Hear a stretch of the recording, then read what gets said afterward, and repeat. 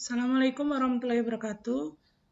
Alhamdulillah kita masih bisa bertemu lagi ya. Mudah-mudahan kalian tidak bosan dengan pembelajaran online kita, karena memang secara kondisi itu kita tidak bisa bertemu terlebih dahulu ya. Karena masih masa pandemi seperti ini, sehingga ikhtiar untuk belajar tetap dijalankan dan masih sama harus lewat media HP gitu ya. Mudah-mudahan kita semua diberikan kesehatan dan kesabaran sehingga suatu hari bisa bertemu lagi begitu ya di pembelajaran tatap muka. Nah, untuk pertemuan hari ini melanjutkan materi pekan kemarin tentang teori asam basa. Kalau pekan kemarin itu kalian belajar pengertian asam, pengertian basa gitu ya. Kemudian ada pH, mengukur derajat asam basa, contoh-contoh zat yang dalam kehidupan sehari-hari yang tergolong asam dengan basa. Nah, kalau yang pekan ini kita belajar tentang teori asam basa menurut para ahli. Kalau pekan kemarin kita belajar asam basa, asam adalah yang jika kita icip begitu ya, kita rasa dengan indera perasa atau kita makan gitu ya, atau kita cicipi itu rasanya asam atau kecut. Sementara basa itu yang rasanya pahit gitu. Itu menurut pengertian biasa begitu ya, bukan ahli begitu. Nah, untuk yang pekan ini kita belajar tentang teori asam basa menurut ahli. Ada 3 ahli ya. Untuk yang pekan ini kita hanya belajar teori asam basa menurut Arrhenius. Kalau yang pekan ke depan baru kita belajar menurut ahli yang berikutnya. Teori asam basa menurut beberapa ahli. Ahli yang pertama ini namanya Arrhenius. Kemudian ada lagi pasangan Bronsted dan Lowry. Dan kemudian Lewis ya. Untuk SMK mengacu kepada soal-soal ujian sekolah, ini kita hanya belajar di dua teori asam basa, yaitu teori Arrhenius dan teori milik Bronsted dan Lowry. Bagaimana isi dari asam basa menurut Arrhenius atau menurut Bronsted-Lowry? Nah, menurut Arrhenius, asam itu adalah zat yang jika dilarutkan dalam air, dia akan menghasilkan ion H+. Jadi kalau ada zat, kemudian dilarutkan dalam air, dia menghasilkan ion H+, maka dia tergolong asam. Nah, kalau basa, itu zat yang jika dilarutkan dalam air, dia akan menghasilkan ion OH-. Nah, karena ini sifatnya adalah ionik atau molekuler. Jadi tidak bisa kita lihat atau kita rasakan. Beda kalau misalkan pengertian asam basa yang kita pelajari pekan kemarin, itu kan diicipi saja sudah selesai masalahnya gitu. Tapi ternyata ada juga beberapa zat yang tidak aman untuk kita cicipi dengan indera perasa, atau mungkin tidak, rasanya itu hambar begitu ya, sehingga kita tidak bisa menggolongkan zat ini termasuk asam atau zat ini termasuk basa. Nah, untuk Arrhenius, kalau kata Arrhenius, kalau jika dimasukkan dalam air dia menghasilkan ion H+, itu adalah asam. Kalau basa itu menghasilkan ion OH- menurut Arrhenius. Untuk ahli yang kedua yaitu Bronsted dan Lowry. Menurut Bronsted dan Lowry, asam itu dia yang memberi H+. Jadi kalau Arrhenius itu dia H+ dan OH-, nah ternyata ada beberapa zat yang dia tidak ada OH-nya begitu. Tapi ketika disandingkan, kok dia itu punya H. Apakah dia selalu asam begitu ya? Tidak ya. Ternyata menurut Bronsted-Lowry itu asam, itu dia yang memberi H+ begitu. Jadi kalau memberi H+ atau istilah lainnya kalau kalian baca di buku itu donor H+. Nah, kalau donor H+ atau memberi H+ berarti itu asam. Kalau basa dia yang menerima H+. Gitu. Nah, untuk yang teori asam basa menurut Bronsted-Lowry itu kita pelajari pekan depan.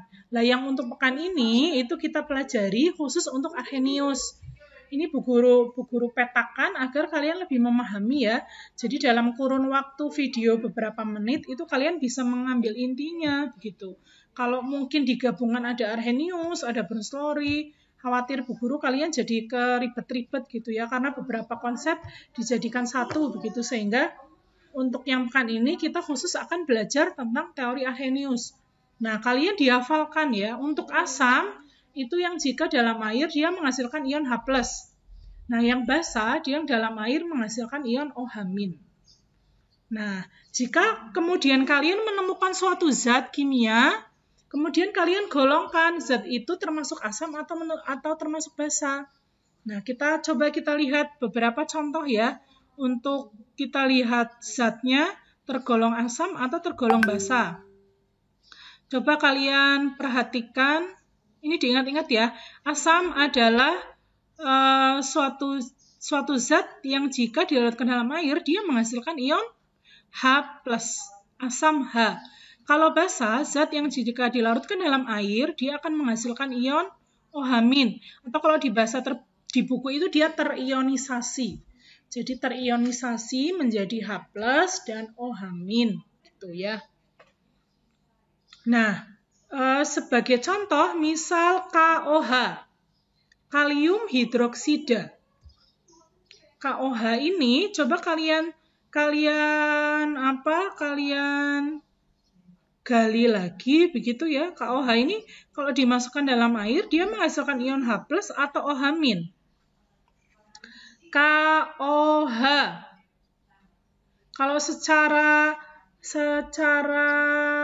kita lihat langsung, jadi suatu zat kimia itu bisa kita lihat langsung, oh zatnya itu ada H-nya kah atau ada OH-nya.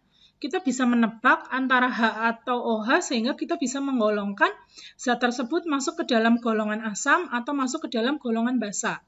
Coba kalian perhatikan contoh KOH. Itu kira-kira kalau dalam air dia menghasilkan ion H+ atau menghasilkan ion OH-. KOH, kalium hidroksida. Dalam air dia akan terionisasi menjadi K+, kalium ion positif dengan OH-.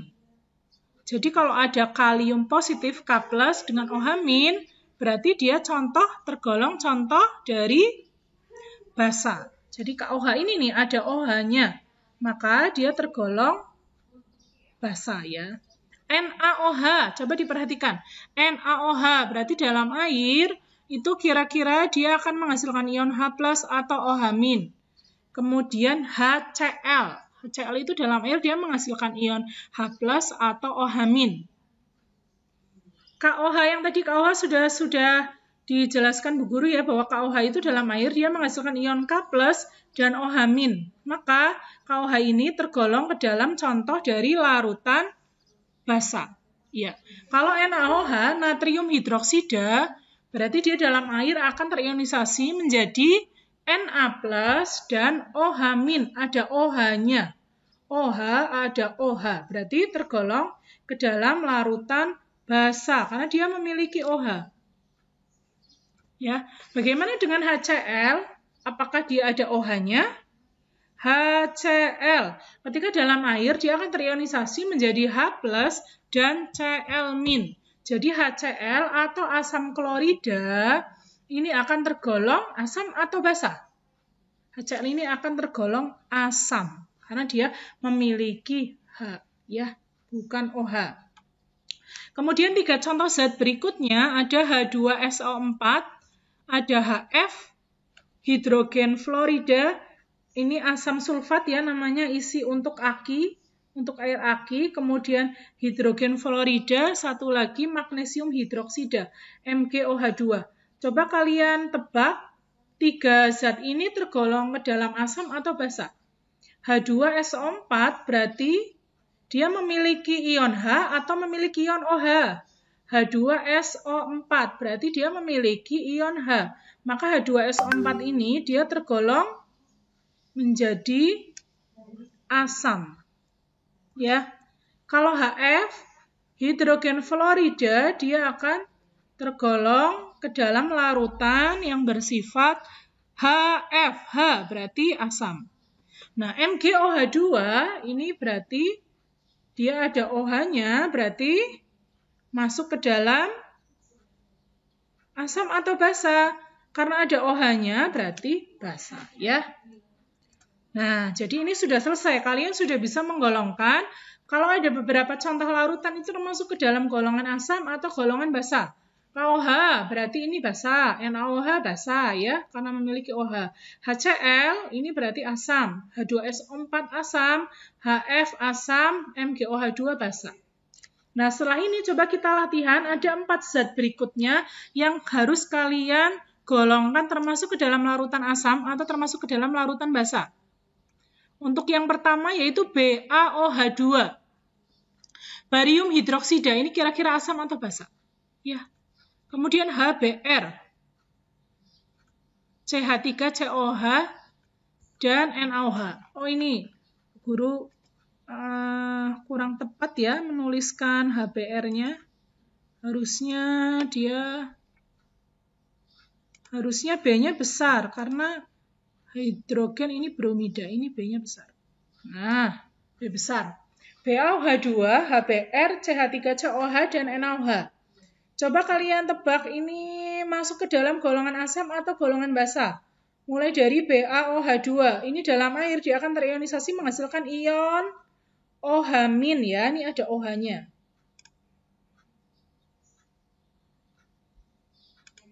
Ini ada OH-nya sehingga BaOH2 ini dia memiliki OH-. Kalau HBr H+, CH3COH. Nah, ini biasanya mengecoh ya, antara dia memiliki H atau memiliki OH. CH3COH itu adalah asam asetat, CH3COOH. Jadi, dia dalam air, dia akan menghasilkan ion H+. Loh, Bu, ini di sebelahnya ada O. Ya, meskipun di sebelahnya ada O, dia menghasilkan ionnya H. Ini biasanya untuk mengecoh CH3COH ya. Jadi CH3COH itu dia menghasilkan ion H+. Kalau NaOH dia akan menghasilkan ion, nah ini kan ada OH gabung ya. Jadi akan menghasilkan ion OH. Nah dari sini kalian bisa menggolongkan, kalau sudah tahu terionisasi menjadi apa, maka kalian bisa menggolongkan larutan tersebut termasuk asam atau termasuk basa. Kalau BaOH2, OH- berarti dia akan tergolong ke dalam larutan basa. HBr, H+, berarti dia tergolong ke dalam larutan asam. Kalau CH3COH, berarti dia akan tergolong ke dalam larutan asam. NaOH, berarti dia akan tergolong ke dalam larutan basa. Nah, gitu ya. Apakah sudah jelas? Jika kalian belum jelas, bisa kalian ulangi lagi video ini di penjelasan Bu Guru yang sebelumnya atau di latihan yang ini. Jika kalian sudah jelas, maka sudah siap untuk mengerjakan kuis 6. Gitu ya untuk pertemuan pekan ini. Terima kasih atas perhatiannya. Mudah-mudahan kalian bisa belajar dengan baik. Sampai ketemu lagi pekan depan di teori asam basa dari Bronsted dan Lowry. Assalamualaikum warahmatullahi wabarakatuh.